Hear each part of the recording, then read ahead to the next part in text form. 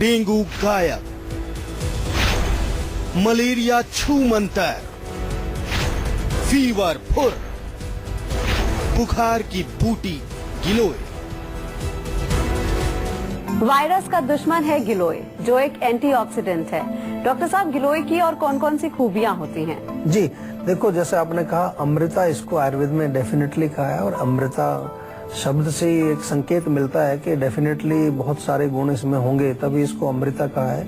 आयुर्वेद की दृष्टि से कहें तो हम ये पित्त शामक है, यानी कि पित्त को कम करती है, गर्मी को कम करती है, ज्वर नाशक भी, किसी भी प्रकार का फीवर बॉडी में हो उसको नष्ट करती है।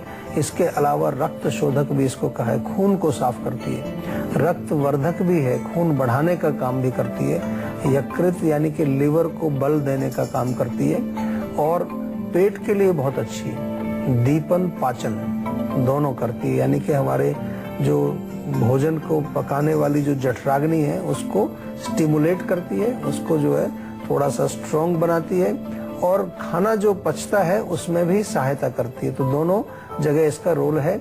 आम पाचक भी है, यानी कि आम जो बनता है, जिसको कि हम कहते हैं कि एक बहुत ही घातक और बहुत खतरनाक चीज है हमारे शरीर के लिए, हमारे शरीर में अनेक प्रकार के रोग पैदा करता है आम, उस आम को पचाने का काम भी गिलोय करती है।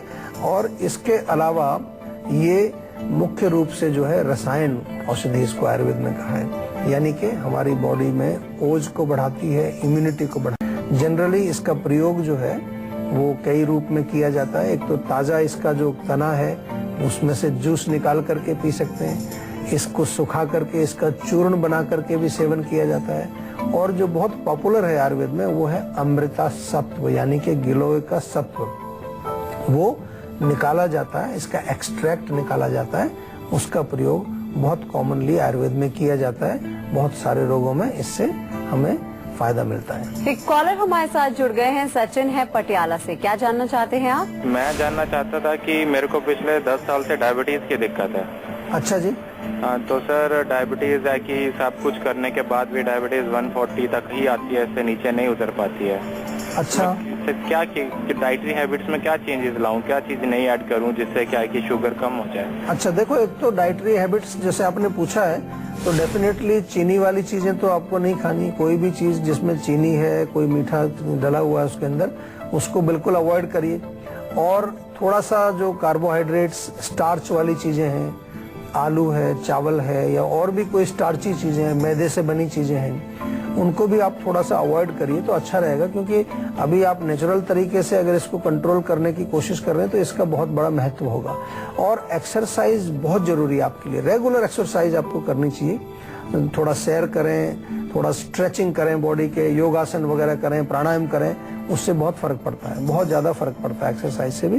प्लस कुछ बहुत अच्छी चीजें हैं, जैसे कि आपको नीम के पत्ते, बेल के पत्ते, ये मिल जाएं अगर ताजे, 4-5 बेल के पत्ते, 4-5 नीम के पत्ते, सदाबहार का एक पेड़ होता है, 2-3 पत्ते उसके ले लीजिए, ये आप चबा करके खा जाइए। नहीं तो सुखा करके इनका चूर्ण बना करके भी आप रख सकते हैं। विजय सार की एक लकड़ी होती है, आजकल उसके कप भी मिलते हैं बने बनाए, विजय सार की लकड़ी, तो उसमें आप पानी भर के रखें, वो पानी पिएं, या लकड़ी का टुकड़ा पानी में डाल दें, वो पिएं, उससे फर्क पड़ता है। दालचीनी भी बहुत अच्छा काम करती है। दालचीनी थोड़ा पानी में रात को भिगो दें, सुबह वो पानी आप पिएं। मेथी जो है, मेथी दाना, उसको आप 1 चम्मच रात को पानी में भिगोएं, सुबह उसको चबा करके खाएं, पानी भी उसका पी जाएं साथ में। तो ये छोटी छोटी सी चीजें हैं जो आपके किचन में अवेलेबल हैं और बहुत अच्छा काम करती हैं। और ये केवल आयुर्वेद नहीं कहता, आज मॉडर्न साइंस ने भी इन जड़ी बूटियों के ऊपर काफी रिसर्च की है, और उन्होंने भी ये पाया है कि डेफिनेटली ये ब्लड शुगर को कंट्रोल करने में, ब्लड शुगर को लो करने में भी बहुत बड़ा रोल प्ले करते हैं। करेले का नाम तो खैर बहुत पॉपुलर है, करेला तो आपने सुना ही होगा कि करेला खाने से भी ब्लड शुगर हमारा कम होता है। और सबसे इम्पोर्टेंट चीज जो है, हमें अपने माइंड को भी जो है शांत रखना चाहिए। आजकल बहुत सारे लोगों को डायबिटीज जिनकी कंट्रोल नहीं होती, तो मैंने देखा है कि उनका कहीं ना कहीं जो है मानसिक तनाव या कोई इमोशनल प्रॉब्लम चल रही है, मन जो है बहुत दुखी है, तो वो हमारे हार्मोनल सिस्टम पर असर डालता है। जब भी हमारा मन जो है वो प्रसन्न नहीं होगा, दुखी होगा, तो that will definitely affect our endocrine system. तो कहीं ना कहीं हार्मोनल डिस्टरबेंस, ये भी एक हार्मोनल डिस्टरबेंस से बीमारी होती है डायबिटीज, तो उसका असर भी इस पर पड़ता है। इसलिए मन को भी आपको थोड़ा सा कोशिश करना है कि वो प्रसन्न रहे, शांत रहे और बिल्कुल जो है किसी प्रकार की एजिटेशन उसमें ना हो। गिलोय से दर्जनों बीमारियां दूर हो सकती हैं, तो डॉक्टर साहब ऐसी कौन सी बीमारियां हैं जो हम गिलोय से दूर कर सकते हैं? जितने भी पुराने बुखार हैं उसमें गिलोय बहुत बढ़िया काम करती है, बिल्कुल अमृत का ही काम करती है, जैसा नाम है वैसा ही काम करती है। पुराने बुखार यानी कि कई बार पेशेंट आ जाते हैं जी, कितने सालों से बुखार आता जाता रहता है, या कईयों को तो उतरता ही नहीं है, रोज थोड़ा सा बुखार होगा, फिर शाम को ठीक हो जाएगा, फिर अगले दिन फिर आएगा, उसमें बहुत अच्छा काम करती है। इसी तरह से पित्त के जो रोग हैं, अगर एसिडिटी आपको होती है, यूरिन में आपको जलन होती है, त्वचा में कहीं बर्निंग है, त्वचा के रोग हैं, खारिश है, खुजली है, इन तमाम रोगों में जो है इसका बहुत बढ़िया काम होता है। खून की कमी अगर आपको है, एनीमिया है, उसमें बहुत अच्छा काम करती है। और पेट के लिए बहुत हितकारी है, अगर अजीर्ण है, आपको इंडाइजेशन है, विशेष रूप से गर्मी के कारण। आपने देखा होगा कई बार जब पेट में जलन होती है, एसिडिटी होती है, तो पेट में आपको गैस भी बनेगी, डकारें भी आएंगी, खाना भी नहीं पचेगा ठीक से, आंव भी बन जाएगा अंदर। तो ये तमाम रोगों में भी गिलोय का प्रयोग किया जाता है और बहुत अच्छा इससे रिजल्ट मिलता है। एक कॉलर हमारे साथ जुड़ गए हैं, राजवीर हैं कनाडा से। क्या जानना चाहते हैं आप? जी, मैं ये जानना चाह रहा था कि जैसे मैं रात को सोते टाइम मेरे पूरे बॉडी में पेन सा होता है और आंखों में जलन भी होती है और सीने वगैरह में भी जलन सी होती है, तो मैं जान सकता हूँ इसका क्या उपाय है? बिल्कुल जी, जरूर बताएंगे उपाय आपको। जो कि आपका जो मेन लक्षण है वो जलन है, गर्मी है, तो गर्मी कम करने के लिए पहला जो आपको काम करना है वो ये करना है कि आप जो भोजन खा रहे हैं, जो भी आपकी डाइट है, उसमें गर्म तासीर वाली चीजें ना हो। बहुत कॉमन है आज का जो हमारा एज है, आज का जो युग है हमारा, इसमें गर्म चीजें बहुत पॉपुलर हैं। बहुत ज्यादा तीखा, मिर्ची, मसाले, अचार, चटनी वटनी बहुत ज्यादा, खासतौर से जो हमारी भारतीय डाइट्स हैं उसमें लोग पसंद करते हैं। तीखा होना चाहिए, मिर्च होनी चाहिए, थोड़ा अचार होना चाहिए, यहाँ तक कि जो फ्रूट्स होते हैं उन पर भी मसाला डाल के खाते हैं हम लोग, चाय भी मसाले वाली बनाते हैं। या जो है उसके अलावा आप देखें जूस जो पीते हैं लोग, फ्रेश जूस निकला अनार का, संतरे का, मौसमी का, उसमें भी मसाला डालते हैं। हर जगह मसाला जो है बहुत पॉपुलर है, तो मसाले मोस्टली जो होते हैं वो गर्मी पैदा करते हैं, तो उनको थोड़ा सा आपने ध्यान रखना है। और दूसरी चीज इसमें क्या करना है कि कुछ ऐसी चीजें लेनी है जो आपके बॉडी के अंदर जो हीट बढ़ी हुई है, गर्मी जो लगती है, जलन जो होती है, उसको वो शांत करे, कूलिंग जो करे। तो अगर हम पेट की बात करें तो बहुत अच्छा है, नारियल पानी आप पिए, खीरा आप खाएं, तरबूज खाएं, मुलेठी का चूर्ण थोड़ा सा आप लें, दिन में 2 बार, आधा चम्मच सुबह, आधा चम्मच शाम को पानी में घोल के मुलेठी का चूर्ण पी लें। तो रोग जो हैं उनको यदि ठीक करना चाहते हैं आप, तो कोई मुश्किल काम नहीं है। असली काम जो मुश्किल काम है वो ये है कि रोग को समझना, और समझना अक्सर हम चाहते नहीं है। मैंने देखा है कि लोगों को पता तो होता है कि क्या हो रहा है, लेकिन उस पर हम जो है थोड़ा सा गौर नहीं करते, क्योंकि उसमें हम अपनी बुद्धि नहीं लगाते। इसलिए आयुर्वेद में कहा गया है कि रोगों का मूल कारण जो है बुद्धि का दुरुपयोग या बुद्धि का प्रयोग ना करना, जिसको प्रज्ञापराध नाम उसमें दिया गया है। और अब बारी है आज की संजीवनी की, जिसमें डॉक्टर साहब से जानेंगे गिलोय के हेल्थ बेनिफिट्स के बारे में। तो डॉक्टर साहब, आज की संजीवनी क्या है? अगर पुराना बुखार है आपको तो गिलोय का सत्व बहुत बढ़िया काम करता है। गिलोय का सत्व आपको इजीली मिल जाएगा, कोई दिक्कत नहीं है इसमें। थोड़ा सा 1 या 2 रत्ती की मात्रा में दिन में 2 बार उसको आप सेवन करें तो उससे बहुत फर्क पड़ेगा। पीलिया यदि हो गया, जॉन्डिस जिसको कहते हैं, उसमें भी गिलोय का काढ़ा अच्छा काम करता है, लीवर को भी मजबूत करता है, जैसे हमने कहा इसका फंक्शन भी है। और कई बार पीलिया में अगर बुखार है तो उसको भी, बुखार को भी ठीक करेगा। कैंसर के जो पेशेंट होते हैं उनको भी हम कई बार बताते हैं कि व्हीट ग्रास का जूस, जो कि अल्कलाइन होता है, साथ में गिलोय का चूर्ण या गिलोय का रस मिला करके आप पिए। डेंगू बुखार जो होता है उसमें पपीते के पत्तों का और गिलोय का रस मिला करके दिया जाता है। तो ये भी एक बहुत अच्छा कॉम्बिनेशन है जो कि खून को भी बढ़ाता है और बुखार को भी कम करता है। इसी प्रकार से अगर मानसिक रोग हैं, कोई मेंटल डिजीज है, कई बार विशेष रूप से अगर लोग गुस्सा बहुत आता है, बहुत ज्यादा गर्मी है, कई बार कहते हैं लोग कि मेरे दिमाग में गर्मी ज्यादा हो गई है या ज्यादा मेरा दिमाग गर्म रहता है, तो वहां पर ये ब्राह्मी चूर्ण के साथ गिलोय का भी चूर्ण मिला करके हम देते हैं, तो उसमें बहुत फायदा मिलता है। एक कॉलर हमारे साथ जुड़ गई हैं, मौसमी हैं दिल्ली से। क्या जानना चाहती हैं आप? हेलो। हाँ जी नमस्कार। नमस्ते जी, नमस्ते जी। अच्छा, मेरा जो डान हाथ के जो बीच वाली उंगली है, ये हाँ जी। काफी दिन से ना सून पड़ा है। अच्छा। मतलब कुछ सेंस नहीं है, जैसे कुछ काम करो, काम तो करते सब कुछ, लेकिन जी। सून है। जितना भी एक्सरसाइज करो कुछ नहीं हो रहा है इस पर सर। केवल एक ही उंगली सुन है? एक ही उंगली, हाँ, बीच वाली उंगली। और कब से है प्रॉब्लम ये हो गया अपना कम से कम 6 महीना के ऊपर होगा। और रात को जब मैं सो जाती हूँ ना, तो ये 4-5 उंगली पूरा सुन। तो मैं रात को भी जब भी नींद टूटती है तो मैं भी एक्सरसाइज करती रहती हूँ हाथ का ही, लेकिन असर नहीं हो रहा कुछ। देखो, पहली बात तो ये है कि थोड़ा सा इसको अच्छी तरह से समझना पड़ेगा कि एक ही उंगली क्यों सुन है आपकी।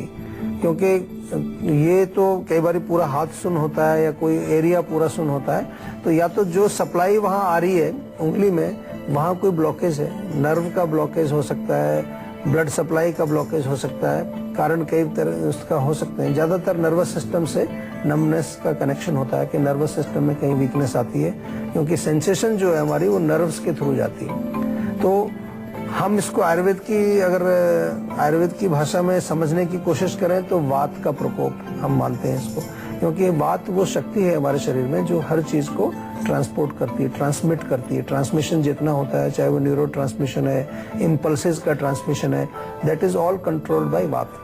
तो वात कब बिगड़ेगी? जब हम बहुत ज्यादा ठंडा कुछ खाएंगे, ठंडी चीजें ज्यादा खाएंगे, रूखी सूखी चीजें ज्यादा खाएंगे।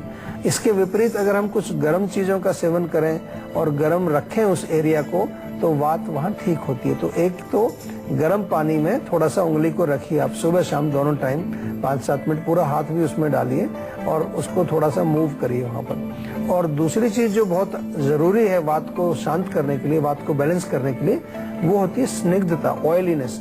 तो ऑयल कोई भी ले लीजिए, सरसों का तेल या तिल का तेल घर में होता है, हल्का सा गर्म करके वहाँ मालिश करो। उंगली पर तो करना ही है, पूरे हाथ पर करो, और चाहे तो पूरी आप बाजू में, उस बाजू में राइट हैंड में पूरे में कंधे से लेकर नीचे तक थोड़ी मसाज करेंगे, तो अगर पीछे कहीं ब्लॉकेज है तो वो ब्लॉकेज भी खुलेगी। गर्दन से भी कई बार कनेक्शन आता है, क्योंकि जो हमारी स्पाइन है वहां से नसें निकलती हैं, तो आप कोशिश करें तो गर्दन में भी थोड़ी मालिश कर लें, पूरी स्पाइन में मालिश कर लें। ये तो शुरू कर दीजिए तुरंत आप। दूसरा, जैसे मैंने कहा कि थोड़ा सा अगर हम इसको और गहराई से समझने की कोशिश करें, तो उसके लिए हमारे डॉक्टर्स होते हैं उपलब्ध, उनसे एक बार थोड़ा डिटेल में आप कंसल्टेशन करें, फोन पर बात हो जाएगी उनकी। और इसके अलावा अगर जरूरत पड़ी कहीं, तो हो सकता है कोई और टेस्ट भी कराना पड़े चेक करने के लिए कि वास्तव में कहाँ पर क्या प्रॉब्लम है। तो आप डॉक्टर साहब से जान लेते हैं कि गिलोय के सेवन को लेकर डॉक्टर साहब क्या कोई सावधानियां बरतनी चाहिए? सावधानी थोड़ी यही रखनी है कि क्योंकि कूलिंग नेचर है, जैसा मैंने कहा पित्त शामक है, तो बहुत ज्यादा अगर कोई ऐसे कफ वाले रोग हैं बॉडी में आपको, जहाँ ऑलरेडी ज्यादा ठंड है, कोल्ड वगैरह ज्यादा आपको हो रखा है, तो वहाँ थोड़ा सा अवॉइड करना चाहिए और मात्रा के अनुसार लेना चाहिए। ऐसा नहीं कि आपने सुना कि अमृत है तो पूरा 1 लीटर ही जूस पी गए उसका निकाल करके, ऐसा नहीं करना है। बहुत मात्रा से उसको लेंगे तभी उससे फायदा आपको मिलेगा। तो अगर आप भी चाहते हैं कि बीमारियां आपके आसपास न फटके और आप फिट और हेल्दी बने रहें, तो आप इस नंबर पे कॉल करके 0129404040 पर फोन करके अपनी कॉल जल्द से जल्द रजिस्टर करवा सकते हैं। तो उसके बाद डॉक्टर चौहान के पैनल के डॉक्टर आपको खुद फोन करके आपकी सेहत से जुड़ी हुई समस्याओं को सुलझाएंगे। फिलहाल यहाँ पर वक्त हो गया एक छोटे से ब्रेक का। ब्रेक के बाद बारी है संजीवनी टिप्स की, जिसमें जानेंगे जमीन पर बैठकर खाने से क्या होते हैं फायदे। डॉक्टर साहब, अब तो लोग डाइनिंग टेबल पे भी बैठ के खाते हैं। अब तो डाइनिंग टेबल पर भी नहीं खाते, खड़े होके खाते हैं। तो हम धीरे धीरे ऊपर जाते जा रहे हैं। देखिए, जो भी चीजें हैं हमारी प्राचीन चीजें हैं, आयुर्वेद की चीजें हैं, हमारी संस्कृति से जुड़ी हुई हैं, उनमें कहीं ना कहीं बहुत गहरा साइंटिफिक रीजन है उनके पीछे। कई बार हमें समझ नहीं आता। जमीन पर बैठ के खाने से सबसे पहले तो जमीन से जुड़े रहते हैं आप, बड़ी अच्छी चीज है। ग्राउंडिंग बहुत इंपॉर्टेंट होती है। जब आप खाना खा रहे होते हैं उस समय आपको किसी तरह की जो है माइंड में एजिटेशन नहीं चाहिए होती। हम लोग कहते भी हैं कि जब एंजाइटी आपको हो तो खाना मत खाइए।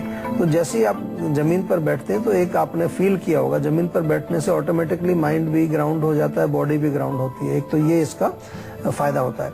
दूसरी चीज, हमारा जब बैठते हैं, स्पेशली हम ऐसे लोटस पोजीशन में बैठते हैं, पालती लगा के बैठते हैं, तो आपका पेट जो है, पेट का एक साइज होता है, तो अब वो साइज ज्यादा बढ़ेगा नहीं, इलास्टिक है, लेकिन आप जैसे कुर्सी पे बैठेंगे तो और ज्यादा आप खा सकते हैं, और खड़े होके खाएंगे तो और ज्यादा वो नीचे जा सकता है।